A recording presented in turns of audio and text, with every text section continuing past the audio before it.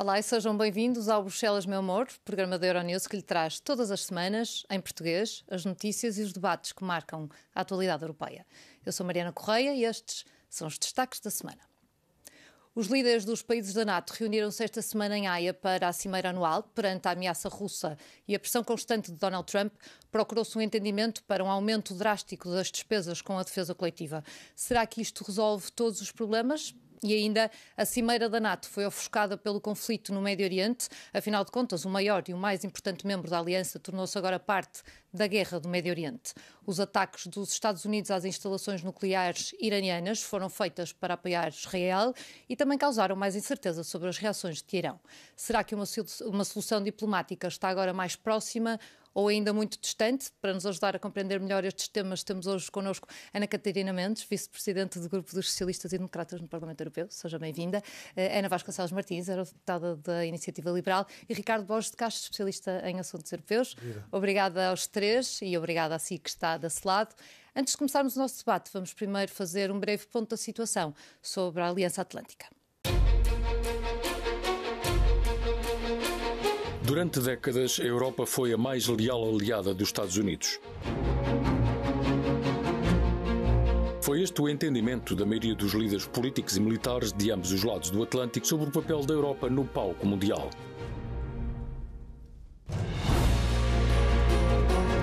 Hoje, isso é insuficiente, uma vez que o presidente Trump trata os seus fiéis aliados como se fossem aproveitadores desonestos. É por isso que o cenário de ser abandonado pelos Estados Unidos produz angústia existencial entre os europeus. Quem lideraria a defesa ocidental em caso de ataque russo? Em Haia, os aliados europeus da NATO concordaram em investir mais na defesa do seu próprio continente. A meta é agora de 5% do PIB nos próximos anos. Isto é realista para todos? E o mais importante, será que isso vai apaziguar Washington nos próximos anos?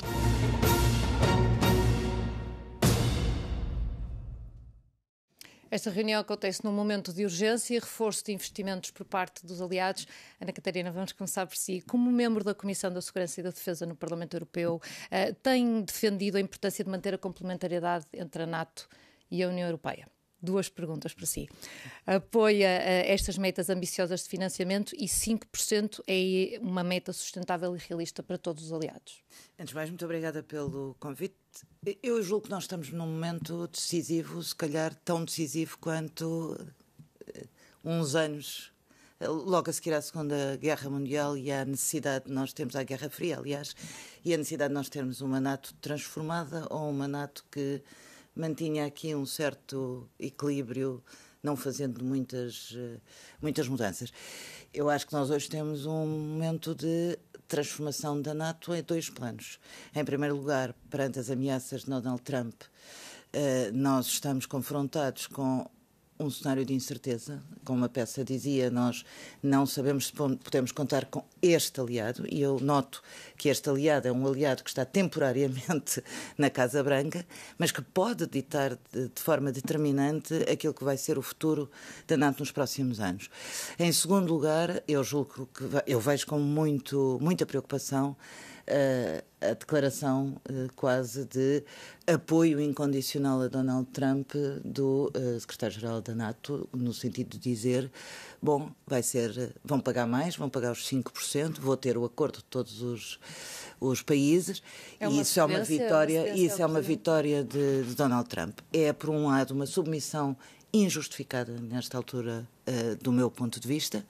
Em segundo lugar, porque eu não sei se estes 5% vão resolver mesmo os problemas, e eu noto que, se eu defendo a complementariedade, a Europa aprovou um pacote, neste momento, de 800 bilhões de euros para a União Europeia fazer face às necessidades de defesa, e eu concordo que é preciso apostarmos na autonomia estratégica da União Europeia, que é preciso reforçarmos o nosso poder junto da NATO, que é preciso apostarmos na inovação na área da defesa, porque a área da defesa significa a defesa também das nossas democracias.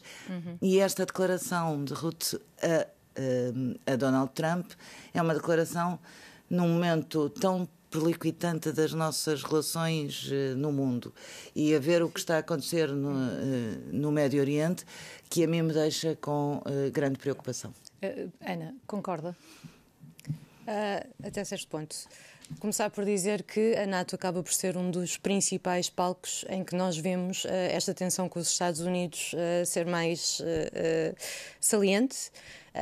Enfim, é na defesa que a Europa se via particularmente dependente dos Estados Unidos. Nós agora temos uma relação de incerteza com a administração americana e, apesar de ao momento em que estamos a ter esta conversa, haver boas notícias saídas da Cimeira da NATO sobre o compromisso dos Estados Unidos quanto ao cumprimento do artigo 5º do Tratado da NATO e de estar comprometido com os seus aliados até ao fim, e portanto mantém-se a célebre frase, um ataque é um ataque a todos. Nós não sabemos até que ponto é que podemos confiar nestas declarações e nestas intenções. Agora, a intenção da Europa aumentar o investimento na sua defesa é, para todos os efeitos, acima de tudo, no interesse da Europa. E, portanto, eu não vejo necessariamente isto como uma cedência. Podemos depois discutir se o teor da mensagem enviada pelo secretário-geral da NATO ao presidente dos Estados Unidos é adequado, mas também sabemos que é um presidente atípico e que... Pois, mas sobretudo, isso é reflexo do Presidente dos Estados Unidos ou é reflexo do Secretário-Geral da NATO? O que eu quero dizer é que o Presidente dos Estados Unidos acabou por ir revelando ao mundo que é assim que gosta de ser tratado. Ricardo, quais são as consequências para a estabilidade da NATO se uns aliados cumprirem com o pagamento e atingirem esta meta e outros não, como foi o caso aqui de Pedro Sanches, que já disse que não vai fazer? Eu acho que essa leitura só se pode fazer no final do prazo que os aliados concordaram também que este investimento na defesa tem que ser feito até 2035. Havia debate, há alguns, eu creio que, aliás, provavelmente o que vai acontecer é que alguns Estados, alguns membros da NATO vão avançar mais depressa do que outros, portanto isto também cria uma certa flexibilidade, eventualmente para aqueles que estão mais próximos daquilo que nesta declaração da NATO também foi referida, que a principal ameaça de longo termo para a NATO é a Rússia, e portanto aqueles que estão mais próximos da Rússia, talvez, como já o têm vindo a fazer, investir muito mais e aceleram. E tem depois, outra preocupação. Exato. Mas também se cria uma flexibilidade para que todos os Estados-membros, na sua soberania, e obviamente tentando cumprir aquilo que é um compromisso que assumem, porque o pior que pode acontecer, eu diria que é, por um lado, termos aqui assim uma cimeira de galos número 2, que é comprometer-nos com um valor que vamos fazer investimento e depois não cumprir com isso daqui a 10 anos chegarmos à conclusão que afinal não fizemos aquilo que tínhamos que fazer, e também neste momento temos momentaneamente aquele que é o principal aliado, ou aquele que é a principal potência dentro da NATO, também a comprometer a própria credibilidade da NATO com as declarações que faz aqui e ali. Eu penso que uma das grandes, e de facto é um texto relativamente infeliz, aquela mensagem que o Sr. Rutte mandou para o Presidente Trump, mas eu penso que isto também foi uma maneira de placar um pouco aquilo que pudesse vir a acontecer, nunca sabem em que estado é que o Presidente Trump chega às cimeiras, se quer ir embora mais cedo, se quer ficar, o que é que vai dizer. Portanto, eu penso que aqui acho que o objetivo era também fazer com que isto fosse, de certa forma, uma cimeira que, apesar de ter muita substância no seu conteúdo final, foi uma cimeira quase até, sem notícia. Então, por isso mesmo, Shona Murray, a jornalista da Euronews, esteve em Haia, na Cimeira da NATO, e conta-nos o que é que está em causa. Bem, enquanto o Médio Oriente dominava as manchetes, o secretário-geral da NATO, Mark Rutte, deixou bem claro que não queria que o Médio Oriente dominasse esta cimeira e que os aliados da NATO precisavam de estar muito, muito focados no principal ponto e na principal ambição dos últimos dias, a passagem de 2% para 5% do PIB. Outra parte desta cimeira foi o facto da Espanha dizer que conseguiu negociar uma isenção em relação a isto. Veremos como isso vai funcionar nos próximos anos. Os aliados têm cerca de 10 anos para atingir esta despesa de 5%. Outro momento-chave ao longo dos últimos dias foi o papel diminuído da Ucrânia e do presidente Volodymyr Zelensky na cimeira, particularmente em contraste com o ano passado, em que houve muita discussão sobre uma eventual adesão da Ucrânia à NATO. Isso está completamente fora da agenda. Ana, não a surpreendeu esta não discussão sobre a adesão da Ucrânia? Quer dizer, uma mudança num ano?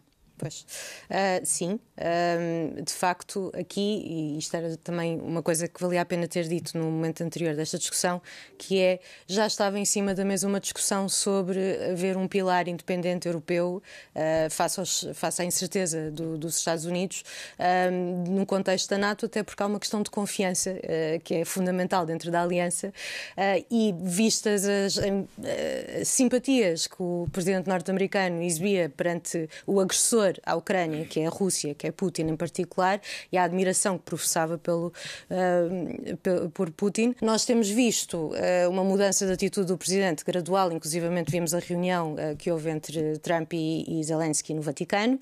Portanto, sim, surpreende de facto não haver tanto foco sobre a Ucrânia, mas eu acho que isso também não coloca necessariamente em causa um apoio. Até porque está implícito. O aumento da nossa capacidade de defesa e o reconhecimento do momento sério que a União Europeia atravessa é sobretudo por causa da frente quente que temos na Ucrânia, que todos reconhecem que é a principal frente de defesa, e se cai a Ucrânia estamos todos mais vulneráveis. Portanto, acho que isso está implícito. Ana, a Rússia anexou a Crimeia em 2014 e os interesses expansionistas de Putin são conhecidos. Nós também temos a guerra de Israel com o Irão, que começou, não agora, mas em 79, de uma forma silenciosa, é certo, mas existe. Não é surpreendente que a NATO não esteja preparada para estes acontecimentos hoje? Não sei se é tão simples responder. A NATO é uma organização que reúne um conjunto de países que faz esta ligação transatlântica e que tenta estancar conflitos internacionais. A guerra do Irão e de Israel é conhecida há muitos anos, ela escalou muito nos últimos tempos. Eu acho inacreditável que uma cimeira desta natureza não tenha posto em cima da mesa não só a Ucrânia, mas Gaza e o que está a acontecer em Gaza. E de como é que nós conseguimos parar aquele classificado como genocídio por muitas instâncias à cabeça pelo secretário-geral das Nações Unidas. Para não ter estado em cima da mesa? Não sei se é possível lógica. Nós não podemos esquecer que na outra administração de Trump estes 5% já eram uma exigência. Porquê é que ele hoje era uma exigência, ou pelo menos Trump dizia sempre que tinha que ser. Porquê é que hoje se fala há 10 anos em 5%? Porque, de facto, os aumentos dos conflitos, os conflitos escalaram. E nós temos ainda a Ucrânia para resolver, que não ficou aqui, mas que tem que ser resolvido também rapidamente. E, portanto, eu diria que esta cimeira, sendo importante, ela é importante essencialmente para dizer a Trump: não vale a pena ter grandes ameaças porque nós vamos cumprir. E por isso é que eu acho que, de alguma maneira, o secretário-geral da NATO reage mais àquilo que é a pressão dos Estados Unidos, que é real. Veja-se o cessar-fogo, que era por 6 horas, depois era de 12 horas, e as declarações que são feitas num dia e são contraditadas no dia seguinte por Trump. E, portanto, aquilo que nós vemos nesta cimeira é uma cimeira recheada de incertezas. Exato. Se estes 5% vão ser cumpridos a 10 anos, eu não sei. E o ambiente de desconfiança, de muita desconfiança. Eu não trago a Ucrânia para cima da mesa porque tenho medo da reação da Rússia. Eu não trago o Médio Oriente para cima da mesa porque tenho medo de outra reação de Trump. Muitas alianças a montarem-se e a geopolítica está a mudar. Ricardo, nós estávamos demasiado confortáveis com a ideia de que teríamos sempre os Estados Unidos como aliado. Acha que é isto que aconteceu aqui nesta cimeira para tentarmos trazer os Estados Unidos de novo para o nosso lado? Eu até vejo de maneira diferente. Eu acho que eu penso também que os líderes, e principalmente estou a falar dos líderes da NATO, europeus da NATO e o Canadá, acho que a decisão que fazem também é do seu interesse, como estava a dizer a Ana, é do nosso interesse, até porque muitas destas questões que nós estamos, ou das ameaças de que falámos aqui, assim, estão mais próximas de nós do que dos americanos. Portanto, eu acho que é no nosso interesse do interesse da nossa segurança, nós fazermos este investimento. E eu penso que também nós temos que ter aqui assim, o aliado dos europeus na NATO não é o Sr. Trump, é os Estados Unidos. Isso. E, portanto, o que é isto importante, restaura a confiança? eu acho que isto pode contribuir para restaurar essa confiança, mas nós temos sempre que viver com o elemento de imprevisibilidade que é o Sr. Trump. O que nós temos também que perceber, do ponto de vista do longo prazo... Mas, Ricardo, por isso eu dizia, peço desculpa de interromper, por isso eu dizia há bocadinho, nós estamos a falar momentaneamente de Trump. Mas sim, daqui a 4 anos, daqui a 3 anos, não é? Era exatamente isso que eu queria dizer. E por isso a relação histórica e atlântica tem que ser mantida. Exato, mas o meu ponto que eu queria chegar era precisamente este. Porque o risco que nós também temos, europeus, de não perceber aquilo que se está a passar nos Estados Unidos do ponto de vista das tendências profundas, é que nós podemos não ter o Sr. Trump lá depois de 2028, mas podemos ter a mesma política no poder. Portanto, eu penso que aqui assim é que nós temos... Por isso é que é do nosso interesse. Até mesmo porque até 2035 nós podemos ter a seguir ao Sr. Trump pode vir o presidente Vance, que terá eventualmente até posições mais ortodoxas do que tem o presidente Trump. Portanto, eu penso que nós temos é que pensar muito mais a longo prazo e pensarmos aquilo que são os nossos interesses. Eu escrevi um artigo esta semana em que disse a Europa, o futuro da NATO é uma NATO mais europeia com ou sem americanos. Eu não tenho vontade nenhuma, nem nunca advogaria que os americanos saíssem da NATO. Aliás, devemos fazer tudo aquilo que pudermos para que eles não se vão embora. Exato. Tudo. Agora, aquilo que nós temos que ter a certeza é que nós temos que ter a capacidade, se for necessário disso, de nos defendermos. Isso é que nós temos que fazer. Ana, concordo. Sim, e diria mais, o que não está em causa se a Europa deve ou não manter a sua amizade com os Estados Unidos, isso é óbvio que sim. A única questão é mesmo em que termos é que essa amizade se deve desenvolver para o futuro, porque a grande lição aprendida nestes últimos 2 mandatos de Trump, e não sabemos que viragens políticas é que os Estados Unidos terão nos próximos tempos, quer dizer, as previsões mais graves sobre a política norte-americana falam na hipótese de uma guerra civil. Nós não sabemos o que é que os Estados Unidos poderão ser nos próximos anos. A Ana Catarina Mendes falava aqui de a presidência de Trump estar a termo a 3 anos, mas, por exemplo, ele ainda explora a possibilidade de prolongar a sua presidência. E se não for ele, como acabou de ser aqui dito, pode ser Vance, pode ser Marco Rubio ou outro personagem que ainda não conhecemos e até talvez mais imprevisível a aprender com estas figuras. Já agora não é só Trump, há todo um conjunto de figuras da extrema-direita, muito variada, que parecem seguir mais ou menos o mesmo conjunto de regras, mas não querendo sair muito da questão. A União Europeia e a Europa em geral tem que reconhecer que o mundo, o tabuleiro geopolítico mudou e já está em mudança há bastante tempo. Aliás, quase todas as crises mais proeminentes com que as democracias maduras estão a lidar já vinham anunciando sinais há muito tempo e foi muita paralisia dos governos e da própria União Europeia a empurrar problemas com a barriga que também levou a este momento. E isso, diga-se de passagem sobre geopolítica, temos visto a nível de China, Estados Unidos, os principais atores da geopolítica que conhecemos até agora a mudarem de comportamento. Vamos ter que falar também um bocadinho de Portugal. Ana Catarina, o Ministro das Finanças já veio dizer que se compromete a chegar até ao final do ano aos 2%. O Primeiro-Ministro também disse no final da cimeira que os 5% estão garantidos, portanto vamos cumprir a meta. Agora, a pergunta é como? As cláusulas de salvaguarda das regras orçamentais e até a possibilidade de recorrermos às linhas de crédito através do programa SAFE são suficientes ou vamos ter que cortar em mais alguma coisa? Eu já tive a oportunidade também de escrever um artigo recentemente em que pergunto mesmo ao Primeiro-Ministro onde é que vai buscar dinheiro. Se eu entendo que a Europa deve apostar numa política de defesa, de autonomia ao nível... Quer dizer, quando nós pensamos que 78% do armamento europeu vem dos Estados Unidos, há qualquer coisa que tem que ser feita. E eu acho que é preciso investir e por isso não vi o pacote europeu para a defesa com maus olhos. Mas pergunto-me se onde é que o Estado português e outros vão buscar e quais são os fundos que vão sacrificar. E do meu ponto de vista, não é possível sacrificar os fundos de coesão, ainda que haja uma abertura no pacote europeu a dizer se os Estados-membros não gastarem os fundos de coesão, podem canalizar para a inovação na defesa. E, portanto, eu, olhando para Portugal, para um primeiro trimestre que demonstra sinais de recuo na nossa economia, com um sustento orçamental que aparentemente estará no limite, com as promessas que estão inscritas no programa de governo para aumentar vários setores da nossa função pública, pergunto-me onde vamos cortar. E julgo que os sinais começam a ser sinais complicados quando se ouve falar em cortes, por exemplo, do rendimento social de inserção.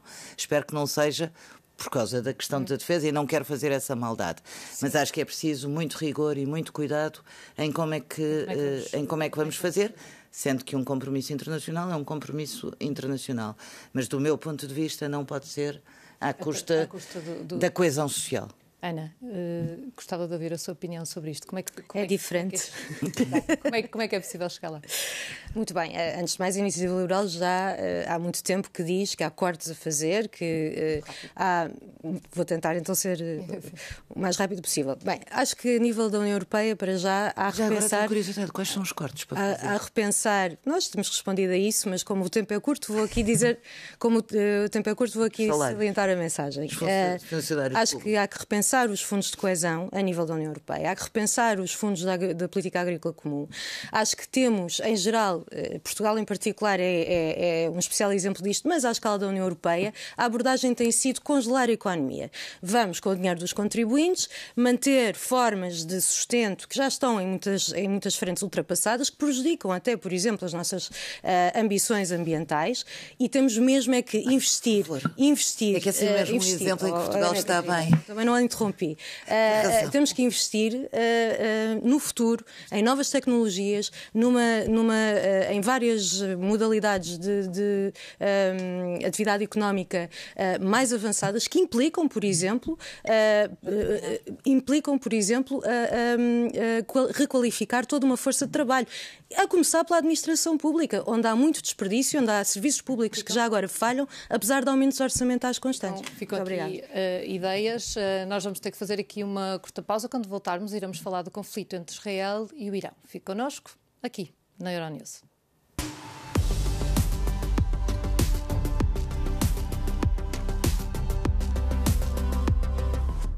Bem-vindo de novo ao Bruxelas, meu amor, e à conversa com os nossos convidados.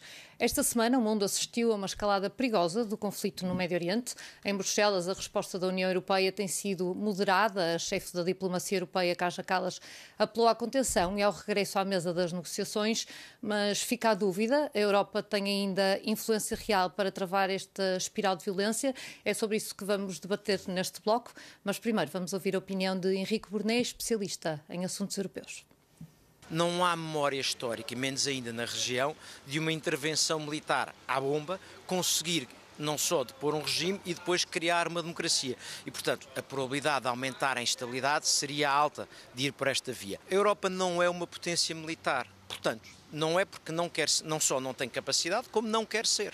Isto é, se mesmo que tivesse capacidade militar unificada, a posição da Irlanda e da Alemanha sobre este assunto é diferente. Portanto, a Europa não é nem quer ser uma potência militar, de onde, numa fase militar, não tem capacidade de intervir. Na fase da diplomacia, pode ter peso, porque peças que contam para a diplomacia, como acordos comerciais, aí a Europa tem muita importância. Ricardo, vamos começar por si. Esteve no gabinete do então Primeiro-Ministro Durão Barroso na altura da Cimeira das Lajes, em 2003, antes dos ataques do Iraque, com o Presidente Bush, e agora as lajes voltam a ser usadas com o Presidente Trump, com as mesmas acusações de conivência nestes ataques ao Médio Oriente. A história repete-se? Não, eu não acho que a história se repita. Há um acordo entre Portugal e os Estados Unidos sobre a utilização da base das lajes e, portanto, isto é o cumprimento de um acordo internacional que Portugal tem com os Estados Unidos, com um aliado com quem nós estivemos a discutir nos últimos 20 minutos como queremos manter a confiança e, portanto, eu penso que aqui assim fez parte desse acordo internacional e foi assim que a base das lajes foi utilizada nesta ocasião. Mas, neste caso, os portugueses estão preocupados e é aquilo que se ouve nas notícias e quando se fazem vox pops na rua, é se o facto de Portugal ter permitido que a base das lajes tivesse sido utilizada, se se pode haver ataques contra Portugal? Eu acho que Portugal, estando no espaço Euroatlântico, está sempre em risco. Não deixamos, não é por fazermos estas ou por participarmos neste tipo de operações que vamos estar mais em risco. O risco está lá. E, portanto, eu penso que assim, há claramente, e também as autoridades portuguesas sabem quando estas operações decorrem, há também uma atenção especial sobre aquilo que está a passar. E, portanto, eu percebo, porque hoje em dia também há muito empolamento de todas estas situações, mas eu diria, e podemos discutir exatamente depois o ataque preciso dos americanos às instalações nucleares do Irão. Já sabemos hoje que eventualmente não terá tido os efeitos que os americanos pretendiam, mas se tiver, talvez a partir deste momento há menos risco do que havia antes. Mas isso é uma discussão que eventualmente queremos ter aqui também. Ana Catarina, já esteve no governo também? Se fosse um governo socialista, teria também cedido a base das lajes aos americanos?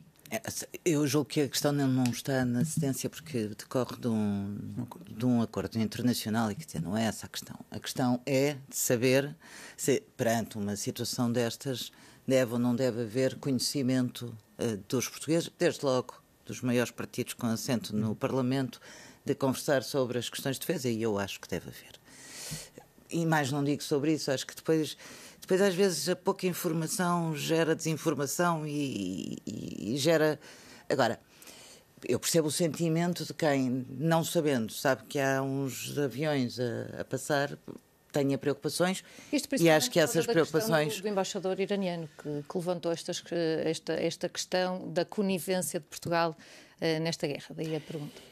Pois, mas é que eu não quero ver assim, e estou a falar estritamente de normas internacionais, e portanto o que eu acho que era bom que Israel, os Estados Unidos e Irão percebessem é que há tratados internacionais, convenções internacionais que têm que ser respeitadas. Desde logo, começo logo pelas dos direitos humanos, que deviam ser escrupulosamente respeitadas. Em segundo lugar, o direito humanitário e o direito internacional, que tem que ser cumprido. E portanto, por isso é que eu acho que uma solução, respondendo à peça, se calhar, uma solução diplomática é a solução que os Estados-membros da União Europeia e a União Europeia no seu conjunto devem ter neste momento, porque a escalada de violência só dá asneira. E por falar em escalada de violência, Ana, isto obviamente, e já falamos há bocadinho, desvia as atenções de Gaza, onde a ajuda humanitária, enfim, tarda em chegar. Gaza e da Ucrânia, diria eu. Sim, e há que ver aqui outra coisa, que é, não podemos perder de vista que houve de facto indicação, inclusivamente da parte do próprio Irão, de que havia uma aceleração no enriquecimento do urânio e, portanto, não era para fins energéticos, era mesmo para fins de armamento e de ter uma bomba nuclear, e sabemos perfeitamente da ameaça enorme que é a República Islâmica ter uma arma dessas, com os objetivos, com as ambições declaradas que tem contra o Ocidente, não é só Israel, é contra o Ocidente inteiro. E, inclusivamente, declarou que ia abrir uma nova instalação. Portanto, nós não temos, obviamente, os dados todos, e não convém que tenhamos, porque isto são questões de alta segurança que devem ser confidenciais. Vamos descobrir, e esperemos que não seja como no caso do Iraque, que foi a pretexto, que depois não se veio a verificar, que que o ataque se deu. Temos aqui que também notar que é toda uma região instável. Síria também acabou de atravessar uma queda de regime, não sabemos ainda como é que se vai reorganizar, e se por um lado é verdade que a história tem dito que, como foi dito na peça, cada vez que estes regimes caem, o que vem a seguir não é necessariamente melhor, mas também sabemos que se o regime não cair, o que vem a seguir, sendo melhor ou não virá. Portanto, Ricardo, muito rapidamente, neste xadrez político ainda falta conhecer a posição da China. O fecho do Estreito de Hormuz pode obrigar Pequim a tomar uma posição? Eu tenho dúvidas que o Estreito de Hormuz feche, ou que o Irão tenha Seria interesse nisso. Um tiro no pé, não é? Exato. A reação que os chineses eventualmente, menos podem não se ter pronunciado abertamente sobre isto, mas acho que recentemente voltaram a demonstrar interesse sobre o gasoduto siberiano com os russos, e portanto o que demonstra é que eles estão a pensar também quais é que são as suas alternativas, mas claramente efeitos. Eu acho que para o Irão, não sei se tem muito interesse em... Acho que, pronto, sim senhor, acho que podem indicar isso como uma medida retaliatória, mas penso que no próprio não tem interesse em fazer isso. Até porque a maior parte das rotas comerciais do Irão passam por aí. E da energia que sai do Irão para a China, não é? Principalmente para a Ásia. E, portanto... Exato. Como sempre, pode ver as últimas notícias sobre este assunto nas diferentes plataformas da Euronews. Obrigada aos nossos convidados e a si que está desse lado. Até já.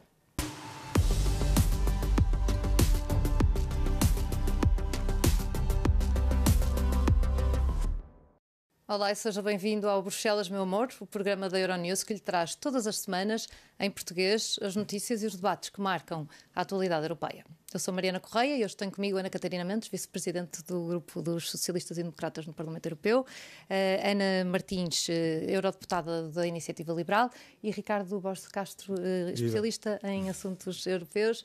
Obrigada aos três.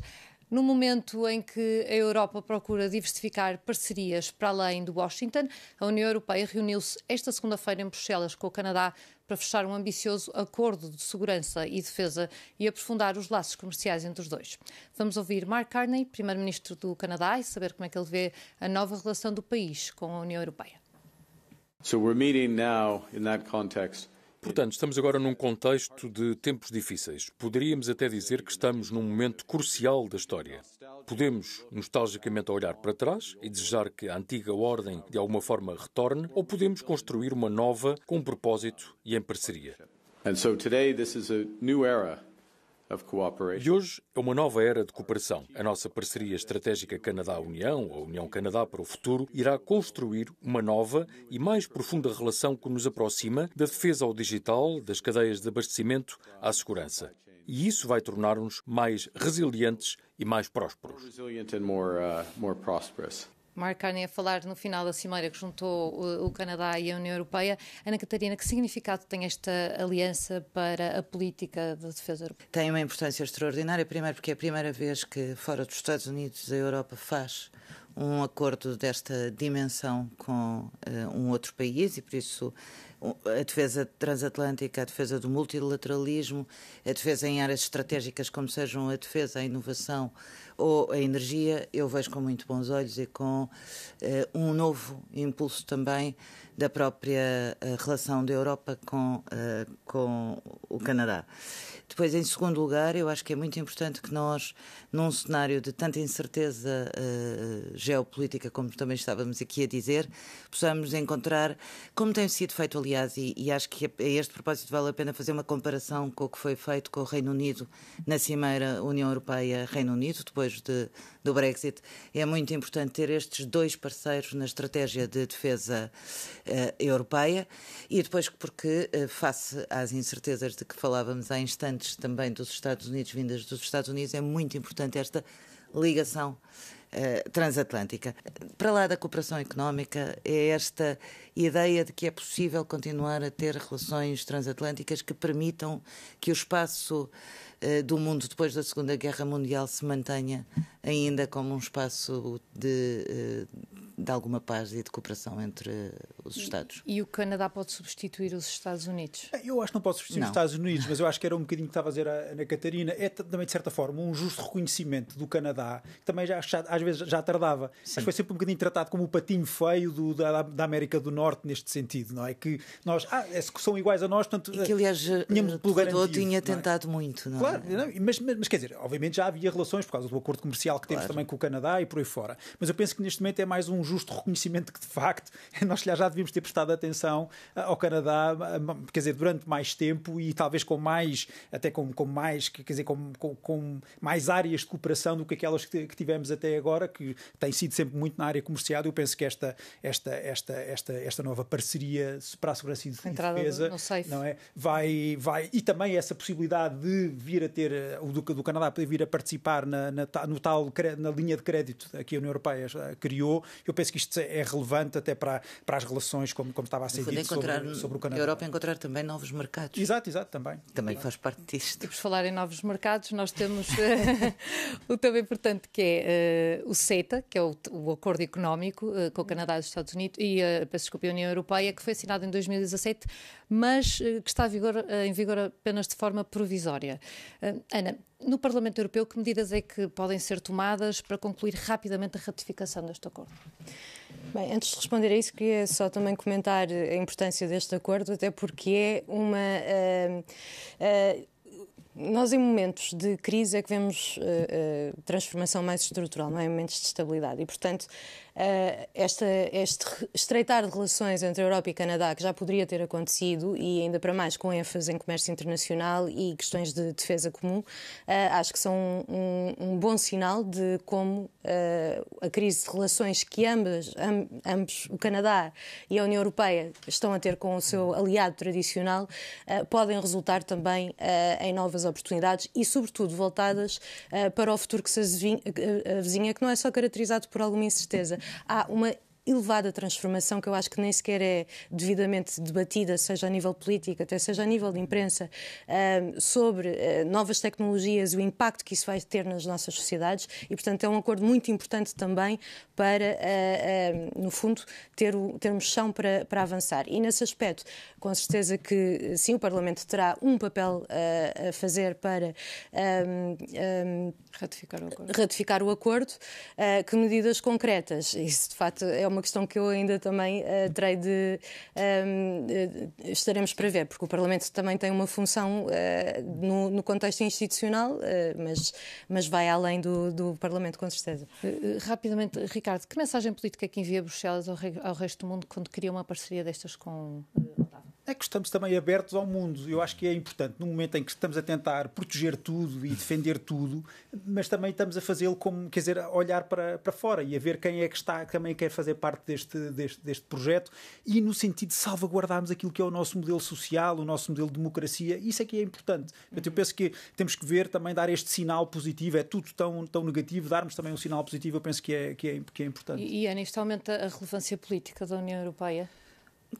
Pelo menos reforça a sua relevância política no espaço internacional, mas é o que diz o Ricardo, que no fundo é numa altura em que está tudo tão deprimido, então é ver também, conseguirmos olhar para lá daquilo que são os dias maus que nos têm acontecido. E mais, eu acho que este acordo vai ao encontro daquilo que está no relatório de Draghi e da própria União Europeia para encontrar a sua autonomia estratégica do ponto de vista económico, do ponto de vista tecnológico, também conseguir encontrar novos mercados e novos parceiros que possam reforçar essa sua estratégia. Isto era um tema que nós podíamos continuar aqui à conversa durante... Faremos outro debate. Não falámos da diáspora portuguesa no Canadá. No Canadá, que é bastante importante. Mas vamos ter mesmo que ficar por aqui. Obrigada aos meus convidados por terem aceitado o nosso convite. Obrigada. Em especial, obrigada a si que está desse lado por nos ter feito companhia. Se quiser deixar as suas sugestões ou comentários, escreva-nos para bruxelasmeuamor@euronews.com. Quanto a nós, já sabe, voltamos em breve com mais notícias, sempre em português, aqui na Euronews, porque Portugal também tem uma voz na Europa. Fique bem, até lá.